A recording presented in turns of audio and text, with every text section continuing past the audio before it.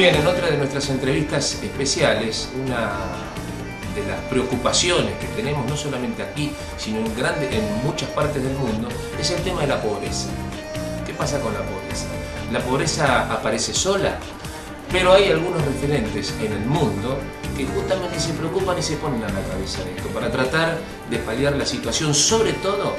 de los casos que ocurren en Latinoamérica. Y en este caso estamos con uno de esos referentes, Juan Carlos Alderete. Juan Carlos, buenos días, muchas gracias por recibirnos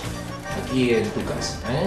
y donde uno ve el trabajo que realmente tienen que hacer y que tendría que tal vez preocuparse un poco más el Estado, y uno dice, bueno, menos mal que aparecen gente como ustedes que colaboran para esto. Digo, la pregunta es, Juan Carlos,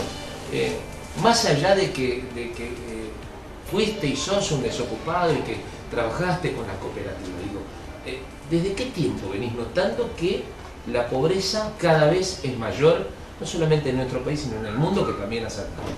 En primer lugar, hace un año y medio aproximadamente se empezó a notar cómo venía creciendo la pobreza y por ende la indigencia,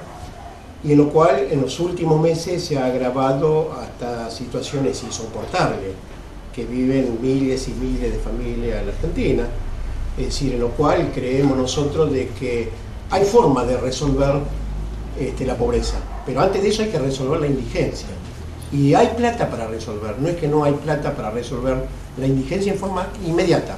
porque lo que hay que resolver es la indigencia para ir después buscando cómo se resuelve la pobreza, porque todos sabemos la canasta de la pobreza, hay muchos trabajadores en Argentina que están en blanco inclusive, y están ganando lo que dice la canasta de la pobreza. La canasta de indigencia marca 600 pesos, ya los programas sociales, que no son universales, uno de los reclamos que venimos teniendo desde que comenzó los programas sociales allá por el 96, es decir, que los programas tienen que ser universales para todo ciudadano que lo necesite y lo precise, con un seguimiento, para que nadie haga una utilización de la pobreza, que nadie use la pobreza para una campaña electoral, ninguna organización use como una tropa de maniobra para una organización sindical o una organización social también, en lo cual, de qué forma también se tenía que buscar, a partir de querer resolver la pobreza, pero resolviendo la indigencia, de recuperar la cultura del trabajo, la cultura de la disciplina en el horario del trabajo, que eso es lo que nos han hecho perder gobiernos anteriores, inclusive la cultura del trabajo. Bueno, nada de esto es escuchado por el gobierno prefiere seguir dando grandes subsidios a amigos del gobierno. Es decir, hasta, por ejemplo, a nosotros nos da bronca, porque inclusive antes de que se fuera Jaime, el gobierno 3 días antes había otorgado un subsidio de 150 millones a la aceitera de ESA, por ejemplo, con ganancias que ellos mismos blanquean, ganancias fabulosas que han tenido muchas empresas en Argentina, pero particularmente aquellas que le da subsidio el gobierno. Es decir, plata hay para ir resolviendo el tema de la indigencia. ¿De qué manera, Juan Carlos, esta es una organización, la de ustedes, que ha crecido en la ayuda de los más necesitados? Digo, ¿de qué manera el Estado, y teniendo en cuenta que arrancaron en el año 96, para acá, cómo fueron creciendo y qué es lo que fueron recibiendo de parte del Estado? ¿Y con qué contribuyeron ustedes para contrarrestar, justamente, o contraprestar esta ayuda que les puede dar? A todos los gobiernos nosotros le hemos elaborado proyectos, justamente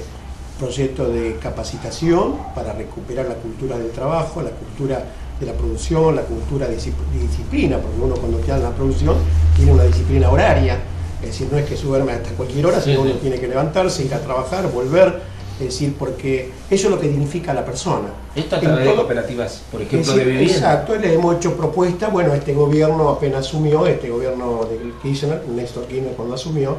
es decir, una de las políticas que se dio con todas las organizaciones, pero en particular con la nuestra, de querernos cooptar para decir sea parte de un proyecto político, parte del gobierno, y nosotros le hemos contestado permanentemente de que nosotros queremos ver caminar primero, que se nos resuelva el problema de los compañeros que queremos representar lo mejor posible, y después veremos si estamos detrás de un proyecto político o ser parte de un gobierno. Pero mientras tanto le hemos presentado distintos proyectos en los cuales nosotros nos sentimos dueños de esos proyectos, como de la emergencia habitacional. Justamente en este local, en este lugar que tenemos de nuestra organización, que tenemos un orgullo enorme, gracias a la organización que ha apoyado y ha aportado para que se recibieran algunos compañeros profesionales. Es decir, justo se recibió estando con nosotros un ingeniero civil, en lo cual entramos a pensar cómo deberían ser una vivienda económica, es decir, y cómo presentar un proyecto al gobierno para que las viviendas populares sean a un costo, que sean como es los programas normales de vivienda. Trabajados con la propia gente trabajados también, con las manos de obra desocupadas de los desocupados. Es decir, así es que hemos presentado nosotros para hacer defensa de río, de arroyo, cordón cuneta, asfalto, para el hábitat de la persona que esté en mejores ¿Cuáles situaciones. son los logros que recuerdes ahora? Bueno, nuestra organización ha firmado el convenio marco con este gobierno, es decir, lo cual ha sido aceptado por el gobierno, es decir, para a través de cooperativas comenzaran a trabajar y a edificar viviendas. Así es que tenemos construido alrededor de 4.000 viviendas en todo el país que ya están viviendo los beneficiarios allí. Tenemos una cantidad de defensa de arroyo, tenemos un montón de trabajo terminado y entregado como los SIC, que son salones multiuso, muchos de ellos lo usan como guardería o como sala de salud, son 700 a 900 metros cuadrados, es decir, es un edificio importante, claro. Para esa temática. Juan Carlos, en los últimos tiempos uno ha visto que, porque eso es lo bueno que tiene esta organización, por lo menos, y te lo he dicho al aire, te lo he dicho en el canal de televisión, siempre he destacado esto, en el sentido de que uno ha observado que, por ejemplo, en el último conflicto con el campo, bueno, ustedes han estado ahí. ¿Por qué? Porque esto es lo que se pregunta a nosotros. Como muchos le pueden decir a UCI, por ejemplo, el presidente de la Federación Agraria, porque está con la rural. Por eso es una pregunta que tengo. Nosotros de hace muchos años venimos discutiendo y charlando y acordando. Inclusive estamos totalmente de acuerdo con lo programático de la Federación Agraria, con puntos reivindicativos, es decir, como país, lo cual venimos confluyendo y articulando luchas desde los años 90 con ellos. Lo hemos defendido, ellos nos han acompañado en el flagelo de la desocupación del 2000, 2001, ellos nos acompañaron en todos los reclamos, nosotros también acompañamos para que con ese momento se remataban las chacras, para impedir los remates de la chacra, para pedir más tiempo, para que el chacarero pueda defender su